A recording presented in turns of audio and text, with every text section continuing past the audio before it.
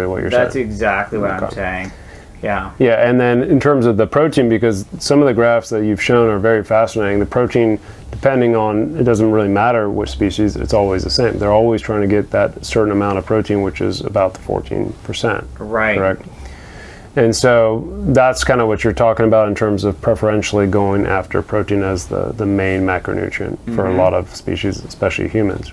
Right. Okay. And so, obviously, why do you think that changed in the last 50 years then?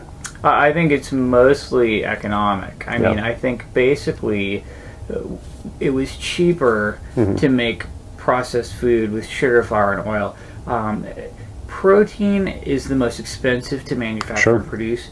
It has the most logistical challenges: refrigeration, transport, spoilage. It's the least convenient. It's the least portable. It requires the most cooking. It's the hardest to find. Sugar and flour and oil are dirt cheap. You can dump that into food and it costs nothing. Right.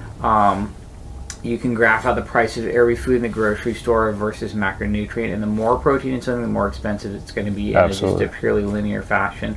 So a lot of it's driven by economics, and globally too. Like if you look at some certain countries, like people just can't afford protein. It's really pricey. You're going to eat rice and beans. You're not going to eat steak. You know what I'm saying? Absolutely. And I think this is just mostly an economic phenomenon, unfortunately. Yeah, well, I mean, I think most things in health are driven by economic forces, no matter what. And so, like you mentioned, I mean, obviously worldwide, third world countries, they don't have refrigeration systems. They don't have a good way to like basically make sure that protein doesn't get degraded.